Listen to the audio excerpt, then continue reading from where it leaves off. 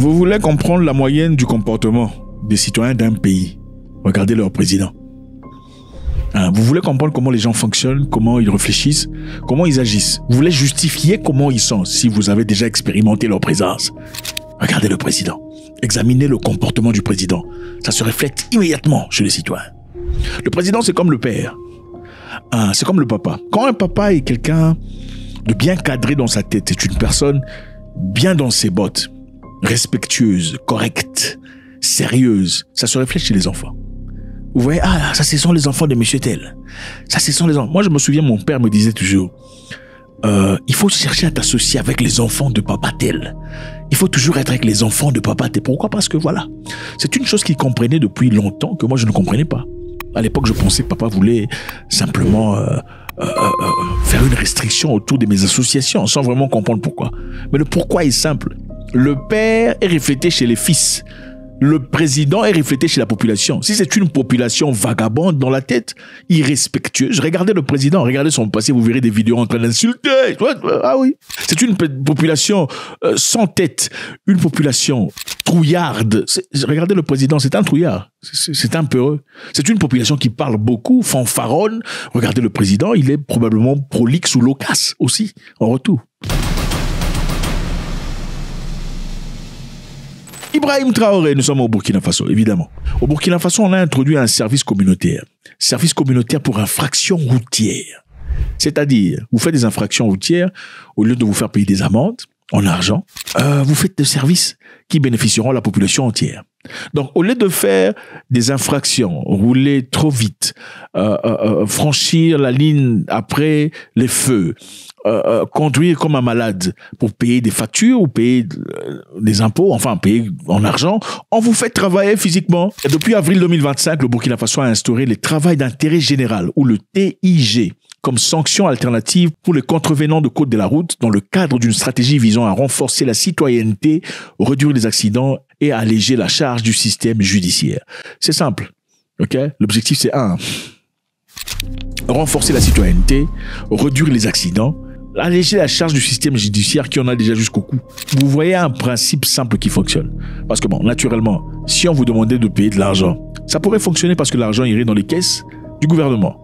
Bon, pas pour les pays, là, les républiques bananières qui, finalement, en fin de compte, ça crée la corruption. Parce que quand je viens, vous trouvez l'officier Banganga, monsieur officier Banganga, il faut que je paye 100 000, mais je peux te payer 30 000.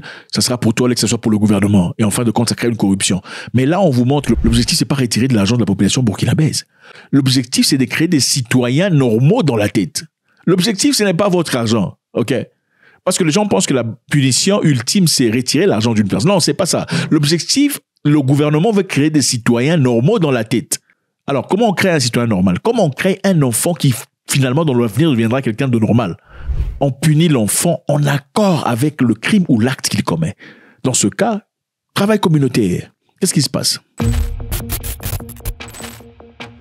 Donc, travail à intérêt général pour les infractions routières pour plusieurs villes, notamment la capitale, Ouaga, Bobo-Dioulasso, des Goudou, des Kondogo. La police a commencé à imposer ces travaux à ceux qui enfreignent le code de la route. Et c'est très beau à voir, vous savez. C'est-à-dire, il n'y a pas que les Burkinabés qui sont punis quand ils font des erreurs. Il y a aussi des Blancs. Il y a aussi des Chinois. Contrairement dans vos pays, des républiques bananières, où un Chinois ne peut jamais être remis en question. Jamais de la vie. Il va appeler un général. Ah non, monsieur le général. Ah oui, c'est comme ça. Vous avez un petit problème avec un étranger, un Libanais, un Pakistanais, c'est le général qui vient dealer avec vous. On vous met dans la voiture, il n'y a pas de justice pour les locaux. Encore une fois, vous voulez comprendre le comportement d'une population, regardez le président. C'est aussi simple que ça. Ce n'est pas compliqué. Ce n'est pas compliqué. En effet, à Ouagadougou, le 1er avril 2025, 75 jeunes, y compris des filles, ont été arrêtés pour des acrobaties et non-respect de feu ou conduite à contresens, furent assignés à des travaux d'intérêt général, notamment le nivellement d'un tranchant à pavé. Ça, ce sont des lois qu'il faut appliquer au Cameroun. Ce sont des lois qu'il faut appliquer en RDC, où il y a des gens il y a même un policier qui s'est fait tabasser, taper, tuer. Pourquoi? Parce qu'il a bloqué un convoi d'un personnage des politiques dont les gardes du corps sont rentrés plus tard pour le tabasser. On l'a tabassé. Pourquoi? Parce qu'il a dit, vous ne passez pas en contresens. Vous ne faites pas ça. Quel est le message que vous montrez à la population? C'est ça. Si le leadership fait des choses comme ça, comment êtes-vous choqué de voir la population normale? Attends, papa enlève son pantalon et commence à danser. Vous êtes étonné de voir que les enfants enlèvent leur pantalon. Ici, tout le monde passe au tapis. La machine à rouler passe sur tout le monde.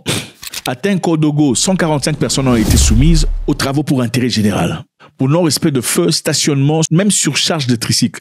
Dans certains pays, on met 12 personnes dans une voiture de 4 places. Et vous vous attendez à vivre comment? Vous êtes comme des moutons. Et quand Trump vous dit que ce sont des républiques bananières, vous vous fâchez. Au racisme. À Bobo-Dioulasso, plusieurs centaines de personnes ont participé à des opérations de nettoyage urbain dans des zones comme des boulevards de l'indépendance sous le recadrement de l'autorité locale. Les contrevenants souvent sont jeunes conducteurs, étudiants ou travailleurs informels, doivent effectuer des tâches pratiques comme curage de caniveaux, nettoyage des rues, des places publiques et tout sous supervision policière. On veut responsabiliser le citoyen en les impliquant activement dans la propriété et la discipline urbaine. C'est comme ça qu'il faut traiter les gens. En fait, il y a des pays en Afrique, il faut chicoter des gens. Il faut chicoter des gens. Pourquoi? Parce que l'homme est naturellement animal. Quand il n'y a pas de loi, quand il n'y a pas respect de loi, ou quand il y a possibilité d'esquiver l'application de la loi, les gens se comportent comme des animaux. Il est nécessaire de discipliner les gens, sinon ils sont comme des animaux.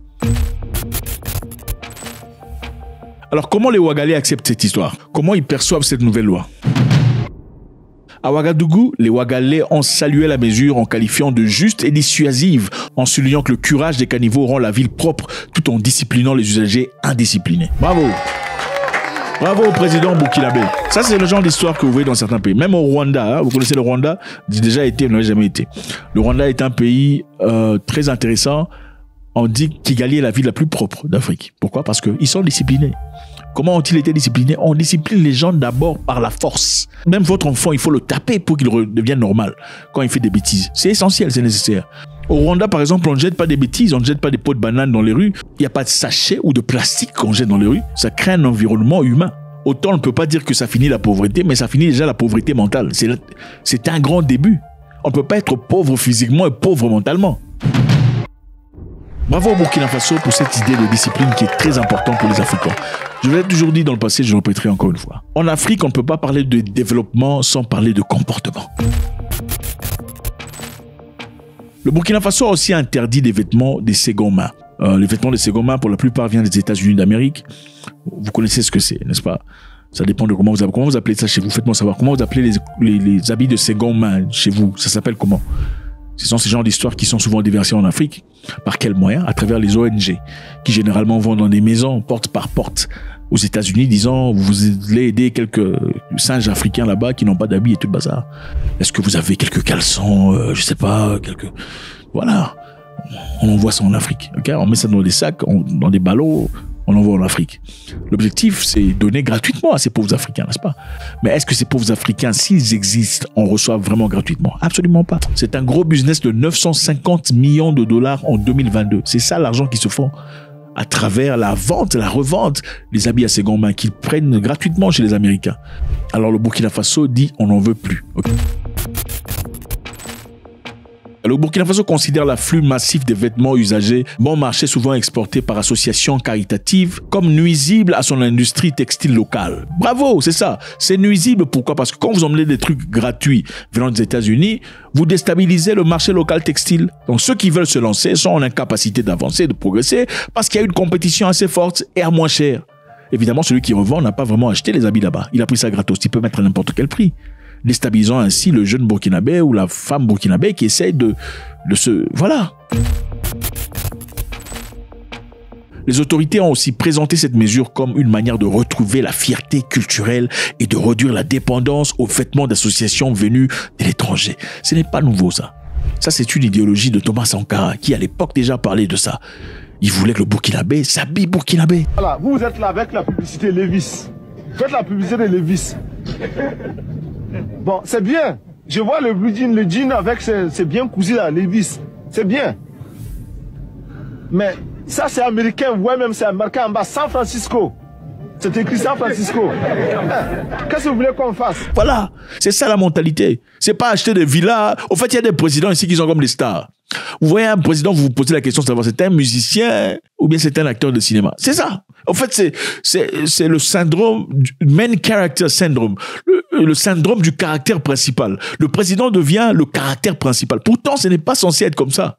Le président est derrière, il fabrique des choses qui grandissent la population. En fait, il y a certains pays où le président est grand. Il est tellement grand que ça étouffe la population. C'est incroyable. Évidemment, les défis sont là. Les risques de hausse des prix pour le consommateur qui dépendait des vêtements usagés abordables. Évidemment, il faudra dépenser désormais de l'argent pour acheter les histoires burkinabés qui ne sont pas nécessairement au même prix que les habits de seconde main que vous aviez. L'autre risque le plus grand, c'est la perte d'accès d'AGOA, perte d'accès de privilèges commerciaux, surtout celui que les États-Unis accordent aux Africains. Généralement, AGOA, pour ceux qui ne savent pas, c'est un système créé par les Américains, de l'objectif de permettre aux pays africains ou les républiques bananières, enfin bref, pas tout le monde, mais la grande majorité, de pouvoir exporter aux États-Unis d'Amérique. Si vous produisez des bananes, des avocats ou des habits, peu importe, vous pouvez exporter aux États-Unis d'Amérique sans avoir à payer des taxes supplémentaires, des tarifs. Okay? C'est comme un marché local, c'est au même prix. Maintenant, si vous revendez votre histoire, que vous revendez généralement à 10 $ par exemple, dans votre pays, aux États-Unis, vous pouvez revendre à 50 $. Pourquoi? Parce que les Américains ont un pouvoir financier beaucoup plus élevé que le vôtre. C'est ça, AGOA. Beaucoup de pays africains en profitent jusque-là. Alors, le risque est que, en refusant d'accepter les habits second main venant des États-Unis d'Amérique, les États-Unis d'Amérique risquent de dire au Burkina Faso, écoutez, vous ne ferez plus partie de l'AGOA. Bon, AGOA aussi, il faut dire, c'est un système dont les Américains utilisent quelquefois pour recadrer un peu les Africains. C'est-à-dire, si vous ne faites pas les choses selon leurs intérêts, si vous ne votez pas pour l'intérêt des Américains, si vous ne votez pas contre la Russie, par exemple, si vous ne faites pas partie de ceux qui embrassent la politique étrangère américaine, on peut vous dire, écoutez, vous ne ferez plus partie de ceux qui bénéficient d'AGOA. Parce qu'AGOA, évidemment, est renouvelable chaque, je ne sais pas combien de temps. Okay? Il y a certains pays qui ont vécu ça d'ailleurs. Le Rwanda abolit les habits de seconde main. Évidemment, effectivement, pour promouvoir la culture locale, pour permettre aux Rwandais de pouvoir bénéficier du marché rwandais. Et évidemment, ils ont eu des problèmes avec AGOA. Ils bénéficiaient d'AGOA, mais on les a mis de côté. De même pour l'Ouganda, qui aussi traversait les mêmes difficultés. Mais est-ce que ça en vaut la peine? Faites-moi savoir ce que vous en pensez. Une nouvelle loi au Burkina Faso, vous faites des bêtises dans les rues, on ne vous jette pas en prison, mais vous allez travailler. Dans la boue, que tu sois chinois, libanais, français, pas de privilège, oh c'est un blanc. Non, comme dans un pays là comme ça, les Indiens ont tabassé leurs enfants en Inde, on a même tué certains. Mais leur propre population s'est levée dans la capitale pour aller faire du bruit, pas pour taper, mais faire du bruit devant les boutiques des Indiens, pour faire passer le message que nous en avons marre. Les policiers du pays, qu'on ne cite pas, hein, les policiers ont commencé à taper les gens locaux. On a frappé les gens parce qu'ils sont partis réclamer devant les boutiques des Indiens à l'ambassade, disant « Vous ne pouvez plus tuer nos enfants comme ça, comme nos enfants étudiants qui sont partis là-bas pour étudier. » Faites-moi savoir ce que vous en pensez. Encore une fois avant de finir, vous voulez comprendre la population, regardez le président. C'est le président, dans son attitude, son comportement, son histoire, régit le logiciel intellectuel et social de sa population. God bless.